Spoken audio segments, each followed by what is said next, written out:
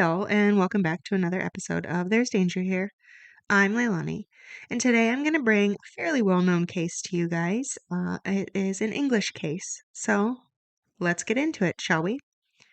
After rumblings came across the desk of police of a missing daughter being buried in the garden, a warrant was obtained and served at 25 Cromwell Street in Gloucester. On February 24th, 1994, police got to work searching for Heather West. They uncovered the bones of not one, but two others, starting with the discovery of another person's femur bone. Immediately, Fred West was arrested. He speaks with investigators, and during this time, he slowly makes admissions about the women, accidentally admitting to the three bodies in the garden. But before we get to all that, let's talk about the history of this case. Frederick Walter Stephen West was born on September 29th, 1941, in Mouchmarkel in Herefordshire Parish, 18 miles northwest of Gloucester. His parents were Walter Stephen and Daisy Hannah West. He was the first son of the couple and the second in the line of 8, though 2 died in infancy. He grew up in a poor but tight-knit family. Fred grew up in a rented house that was just 2 rooms for a long, long time. As the eldest son, he was touted as being Daisy's favorite, and Fred would later claim his family engaged in incest and that his first sexual experience was with his own mother, though these claims are unsubstantiated at best. The locals knew the parents as hardworking and decent. Growing up, Fred was a below-average student in school, struggling to read and write, and Daisy came to Fred's aid any time school became an issue, which of course caused him to be known as a mama's boy and isolated him further from his own peers. The only area he was good at in school was art and woodworking. His Aunt Edna reported that Fred was a cheerful boy that would help the family harvest the crop of hops. After leaving school, Fred even went to work with his father at Frank Brooks' farm, but he did leave within about a year and a half of starting. On November 28th, 1958, 17-year-old Fred was in a motorcycle accident in which he broke his arm, leg, and part of his skull and was in a coma for a week. He required a plate to repair his skull, and his leg ended up being set incorrectly, causing a height difference compared to his other leg, and a permanent limp from then on. He went from being docile to violent, and his emotional control was pretty much gone. He began to shoplift and steal after the incident, likely a result of brain damage. Another notable incident occurred when Fred was at a local youth center, and he put his hand up a girl's skirt that he was speaking to out on the fire escape. She pushed him away, and he fell off the fire escape and was left unconscious on the ground below. He ended up not waking up for 24 hours, after which he supposedly suffered from epileptic episodes. In 1961, Fred was caught attempting to steal a watch strap and cigarette case from a jeweler, for which he was fined. In 1962, the 21-year-old got a 13-year-old pregnant, after which his family wouldn't tolerate his antics anymore and he was kicked out of his family home. At first, he went to live with his sister, but even she kicked him out, and he was pretty much disowned by everyone in his family. In order to survive, Fred took on working as a delivery driver and in construction. While driving, he met Catherine Bernadette Rena Costello. She moved from Scotland, and sources vary on whether she worked as in a cafe known as Milk Bar or was a stripper and a sex worker on the run. Rena was pregnant at the time, and according to her father was a Pakistani immigrant who was a bus driver. To make her way out of Scotland, she stole what she needed, resulting in an active search for her. And while the two were riding a bus, the officer of Criminal Investigation Department flagged it down. Fred told the officer that the two were a couple and he was the father. In order to keep up this ruse, the two got married on November 28th, 1962. This was within 4 days of meeting each other, and Rena became Rena West for a time. Rena gave birth to her daughter, Charmaine Carol Mary West, on May 22nd, 1963. Charmaine was biracial, however, and so Fred and Rena claim that after having a miscarriage, the couple decided to adopt. Charmaine's real father was supposedly a pimp who continued to use Rena, and Fred actually got into it too, driving Rena around in the evening after his day job as an ice cream truck driver. Still, the couple remained together, and Rena eventually gave birth to Anne Marie West, Fred's biological daughter. While driving for work one day, Fred met another crying girl. He gave her a free sundae, and Fred invited her to ride along with him. Anne McFall was a 16-year-old who was living with a mother who didn't take care of her. After listening to her plight, Fred offered Anne a place to stay in exchange for taking care of the two young kids that were at home. All continued to go well until November 4th, 1965, when Fred was driving for work and he ran over and killed a 4-year-old with the ice cream truck. While the death was ruled as an accident, Fred feared retaliation from the neighborhood and as such took his children and moved back home to Mooch Markle. Anne followed Fred and continued to be a caregiver. Later, Fred's journal of the time reported that he fell in love with Anne at this time. Eventually, Anne became pregnant, but at 8 months, she disappeared in 1967. It took 30 years for Anne's body to be found in a local field where she had been buried. On November 29th, 1968, Fred met another young girl at a bus stop, 15-year-old Rose Letts. Now, Rosemary, or Rose Letts, was born on November 29th, 1953, to William, or Bill Letts, and Daisy Gwendolyn Letts in Devon, then later moved to Cheltenham and Gloucester. She was the 5th child, and both parents were mentally ill. Her father was schizophrenic and her mother clinically depressed, supposedly receiving electroshock therapy while Rose was in the womb. As a baby, Rose developed a tic, where she rocked violently back and forth. As she got older, she slowed to simply swaying her head back and forth rhythmically. She was slow in school and didn't do well academically. She was sexually abused and beaten by her father, along with her sisters.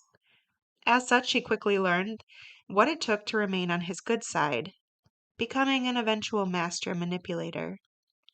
After puberty, she became addicted to sex. She fondled her own brothers. Then, she looked for as many sexual partners as she could find. She went after older men, and as a result was raped on numerous occasions, including once at 15 years old when she left a Christmas party, walking home. A stranger offered her a lift and she got in the car. Instead of driving her home, he took her to the hills and raped her. Another time was at a bus stop when a man approached her. She reported feeling uneasy and attempted to flee, but the man caught up with her and drug her into a parking lot. Daisy finally left the house in 1968, taking Rose and another daughter with her. Rose was known to have an explosive temper at this point, with aggressive behavior. When she was a teen, she did manage to get a job in the area, and one day returned home to find that everyone else had simply up and left.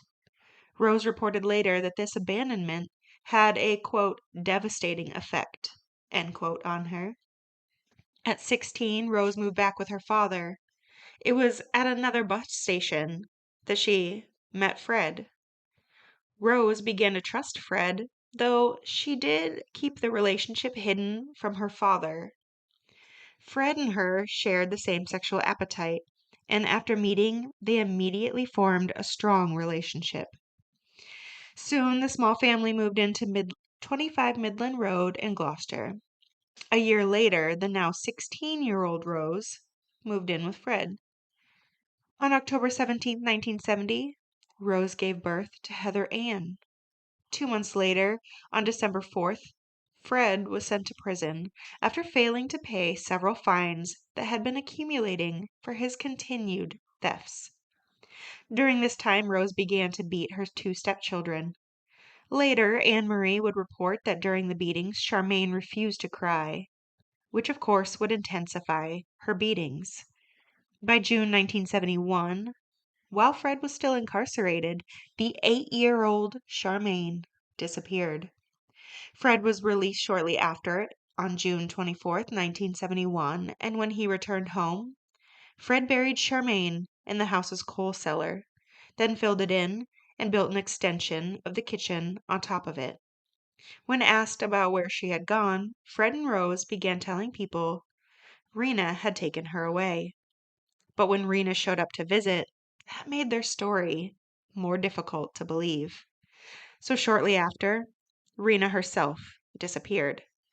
Later, it was learned she was buried in a field out in the Gloucester countryside with her kneecaps and fingers removed. Rose became bored at home and began working out of the family house as a prostitute. She placed advertisement in swinger magazines and often used this as a means to make money. Fred seems to encourage her behavior and created a peephole to watch. The two began prowling for women at this time as well. Elizabeth Agnes, a neighbor, would babysit the children at times. The couple openly admitted to her that they used this time to prowl for young girls, preferring virgins. One night, Fred propositioned Elizabeth, and after she refused, the couple drugged her and raped her as well. Rose was pregnant again at the end of 1971, and the two decided it was best if they got married. And so on January 29th, 1972, the two said, "I do." Rose was now Rosemary West, and Rose gave birth to their second daughter, Mae West, on June 1st, 1972. Deciding they needed more room, the family moved to 25 Cromwell Street in Gloucester. Things didn't change much with the move, however. Fred continued to work as a driver and construction worker, while Rose used the new home to continue sex work. But with all the children in the house, the couple needed someone to watch them. In October of 1972, they hired a nanny, Carolyn Owens, a 17-year-old. However, after being propositioned several times, Carolyn left. On December 6, 1972, Fred and Rose happened upon her as she was hitchhiking down the road. They pulled over and yelled at her to get in the car. She froze and ended up being bound and abducted. According to Carolyn herself, on the night she went out with her boyfriend, and she was picked up. On the way home, she was beaten and she passed out. When she was brought back to the home, Fred and Rose undressed, gagged, and bound her, and she was thrown on a mattress on the floor, then sexually assaulted. The assault continued until the morning. Then she was thrown into the cellar. Carol managed to escape and went to authorities, but the magistrate mishandled the kidnapping, imprisonment, and sexual assault, and in the end, the couple was simply forced to pay a 25-pound fine. And that was it. There were no other repercussions for this. As Anne Marie turned 18, Fred and Rose West began to notice her more. They led her to the cellar where she was bound and gagged, telling her she needed to know how to satisfy her husband before being raped by Fred. She was threatened into silence, suffering at the hands of her parents for years before she managed to escape the home. On April 19, 1973, the West took in Linda Go. She was a 15-year-old who had dropped out of school and was working as a seamstress. When she left her family home, she wrote a note stating that she was moving to 25 Cromwell Street. After days of not hearing from her, her family went to the address, and reportedly Rose answered the door in Linda's robe and slippers. But she simply told the family that while Linda had been there for days, she had left to find work outside of Gloucester. Linda was later found dismembered with her fingers, toes, and kneecaps removed. Fred had buried her in the ground floor bathroom of the house. In August of 1973, the West's first son, Stephen, was born. On November 10, 1973, Carol, or Kaz, Ann Cooper, a 15-year-old, was out with her friends. She went to see a movie, after which she was going to spend the weekend with her grandmother. Carol was last seen getting onto a bus in Warden at 9:10 p.m. She was reported missing after she didn't arrive at her grandmother's that evening. Still, she wouldn't be found until the search of 25 Cromwell Street, where she was located in the cellar with her fingers, toes, and kneecaps also removed. On December 27, 1973, Lucy Catherine Partington, a 21-year-old student at Exeter University, came home to visit family for Christmas break. She left her home to visit a friend in Pittville at approximately 10 p.m. and was last seen on Evesham Road. When she didn't return home the next day, she too was reported missing. There was nothing. She was also found in the cellar, dismembered, with her fingers, toes, and kneecaps removed. Fred managed to injure himself during the dismemberment, it seems, as he went to the hospital on January 3rd for a deep cut of his own. In April of 1974, Therese Singenthaler, a 21-year-old from Switzerland, who was in England studying sociology at Woolwich College of Further Education in London. The week before Easter, she left her housing and began hitchhiking towards Ireland. But after Easter break, she failed to return to school, and she was reported missing on April 26, 1974. She would also be later found in the cellar, dismembered with her fingers, toes, and kneecaps removed. 15-year-old Shirley Hubbard was the next victim. She was a student at Droitwich High School and worked at a general store in Worcester. On November 14, 1974, she left work and was never seen again. She was also recovered from the cellar. In her case, her head was covered in tape, and a pair of plastic tubes was inserted in her nostrils. Her remains were found with a shatter pattern that followed along with one of Fred's admissions that he used an axe to dismember her. Juanita Marion Mott was a 15-year-old runaway. She had previously lived with the Wests, but at the time of her disappearance, she was living with a friend in Newent. On April 11, 1975, she went to the house and promised to be back the next day. When she didn't return, the family contacted the Missing Persons Bureau, and Juanita, it seems, was likely tortured as well. Gagged with a nylon stocking and then trussed up with a washing line that was looped around her limbs and crisscrossing horizontally and vertically around her torso and head. Then a noose was made and she was suspended from the ceiling. After she passed away, she was dismembered as well. Rose gave birth to another child in December of 1977, though she was clearly not Fred's, as she was biracial. Her name was Tara. In April of 1978, Shirley Ann Robinson, a 19-year-old sex worker who had been staying with the Wests, went missing. She had been with the Wests for months and was pregnant herself. It's unclear exactly when or why she was killed, but she was dismembered with her fingers, toes, and kneecaps removed. After putting 6 bodies in the cellar, however, Shirley needed somewhere to go, and she was the first to be buried in the back garden. After this, Rose gave birth to Louise West in November of 1978. Allison Jane Chambers was a 16-year-old that was considered a troubled teen. She was moved from her home to Jordensbrook House. She was given a job working as a youth training scheme for a solicitor's office in the city, and she was last seen in August of 1979. Her disappearance quickly reported by the house she lived in. On May 26, 1979, Allison wrote home to let them know she was staying with a family, taking care of their children and helping with some of the house chores. She thought of them like a second family and sounded happy to be there. Allison lived for a time at 25 Cromwell Street. A friend of Allison, Sharon Compton, was brought in by Allison under the guise of acceptance.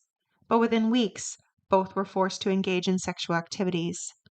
Sharon ran, but Allison did not. After her death, The killing seemingly ceased for about 8 years. At that time, Fred got his own child, Anna Marie, pregnant, though the pregnancy is ectopic and as such was terminated. Anna was 15 at the time, and after this, she moved out to live with her boyfriend. So Fred's attention shifted to Heather and May. Stephen wasn't immune, being initiated by his mother at around age 13 as well. And Rose also continued to physically abuse her children. She would tie their hands and beat them with a belt or length of rope. She even strangled one of her sons, leaving bruising around his neck. In June of 1987, 17-year-old Heather Ann West disappeared. When Fred disposed of her, Stephen came out and asked why Fred was digging up the yard. Purportedly, Fred told Stephen that he was planning on putting in a fish pond. So Stephen, being a great son, helped dig the hole. Surprised to see it filled in pretty much the next day, Fred then built a patio over the site. And Fred and Rose began telling their children that Heather left to work in Devon, but then reported that she ran off to be with a lesbian lover. Fred eventually started telling the kids that they would end up being buried under the patio like Heather if they were bad. Stephen said Rose would often lose her temper at this time. Quote, "Once she started hitting us, I felt she found it hard to stop." End quote. The killing ended with Heather, but the beatings and molestation did not. In 1992, the then 14-year-old Tara made friends and eventually told some of the abuse that was occurring at the hands of her parents. That Fred had pornographic videos and showed them to Rose and the kids. This friend ended up telling her parents, and on August 4th, 1992, those parents went to police. 2 days later, the warrant was served, in which a ton of pornography was found, along with proof of rape and sodomy at the hands of Fred. Even enough to charge Rose with assisting in the abuse of a minor. The 5 younger West kids were taken into custody of social services and housed temporarily at Cowley Manor in Cheltenham. For these charges, Fred and Rose went to trial in June of 1993. But after Tara refused to testify, the case started to fall apart and the parents were free to go. Social services did keep the children out of their custody for a time. And during this time, several workers heard the children talking about how Fred and Rose would talk about Heather being buried under the patio. At first, they thought it was a joke, but soon thought it might have some weight to it, and so the social workers informed police. Finally, it all came to an end when police came to the door of the Wests again on February 24th, 1994. By this time, the kids were back in the home, and it was Stephen who answered. He retrieved his mother, who in turn called Fred, who was out at work. Fred, though, didn't return home from his construction site, though he was called at 1:40 p.m. Instead, he showed up at the police station around 7:40, and he said that Heather had run away with her lesbian girlfriend, a sentiment repeated by Rose back at home. Fred then went home and walked the dogs with Rose. The next day, the police showed up to get to work excavating the garden, and Fred told them to take him in, admitting to killing Heather and burying her in the garden, even telling them where to dig, as it was a different place from where they were originally broke ground. From there, Fred began giving confessions of his sort, that he had killed Heather after getting angry at something he overheard. Fred reported that he throttled her. He didn't intend to kill her, but simply wanted to keep her quiet. Then he described how he disposed of Heather's body, stating that he had taken her into the bathroom and garroted her with a nylon rope. Then he cut her up in the bathtub before burying her. In the background, police were excavating the site, delayed when they burst a sewer pipe. It took until approximately 4 p.m. when police found a bone. As they continued, more remains came out, and when they were taken to Professor Bernard Knight, the home office pathologist, he stated, quote, "Either this lady had 3 legs, or we're looking at more than one body," end quote, after realizing there was a 3rd femur in the set of remains. Police brought this information back to Fred, who then admitted to killing Shirley Robinson, stating she was buried during the bright moonlight night. Shirley Robinson was pregnant Shirley Robinson was the pregnant teen that was killed. A piece of flex was used and tied around her. According to Fred, he murdered her after she threatened to tell Rose that she was pregnant with Fred's child. At the time she was killed, Rose was in the hospital, giving birth. At that time, Fred accidentally said she was the third before attempting to correct himself, saying 2. Though police did keep digging and indeed found that there were 3 women in the garden. On February 27th, Fred was charged with the murder of his daughter Heather West, and at the same time Rose was let out on bail. At this time, Fred continued to insist he was the only one involved in any of these crimes. After Shirley was found and her remains were consistent with Fred's story, Fred was charged with her murder and that of Allison Chambers on March 2nd. After consideration, police believe that the 3 were buried outside the home because of overflow. It was time to go into the home and search everywhere, starting in the cellar. Eventually, 6 more sets of remains were found, brought up in little black boxes. The process was slow, as parts of the house had to be filled with concrete, as other areas were dug up in order to preserve the structural integrity of the house. Then another shift. First, when Anne's remains were found, and second, when Rose was brought to court. Fred attempted to touch Rose, and Rose seemingly shirked him off twice during this process. After this, Fred was pissed, and he attempted to subtly change the tone of his admissions. Fred stated, quote, "I have not and still not told you the whole truth about these matters. From the very first day of this inquiry, my main concern has been to protect other person or persons, and there is nothing else I wish to say at this time." End quote. Over weeks, however, the blame began to shift towards Rose. After believing that all of the bodies had been recovered, Fred and Rose West were charged with 9 joint counts of murder on September 22, 1994, after which Fred began acting erratically. And on New Year's Day, 1995, Fred was found dead after he hung himself in his cell with his bedsheet. He was 53 years old, and he left behind many, many unanswered questions. Still, Rosemary was alive, and on January 13th, the murder of Charmaine West was added to the list of her murders. In May 1995, she pleaded not guilty to all charges. By October 3rd of that year, her trial began. After multiple victims of abuse that were left alive testified, including Anne Marie West and Carolyn Owens, the jury reached a unanimous verdict. Rose was guilty on 10 counts of murder. The judge handed out a life sentence for each of the murders and recommended she never be released. 18 months later, the Home Secretary agreed with the recommendation, and the now 42-year-old received a quote-unquote whole life sentence.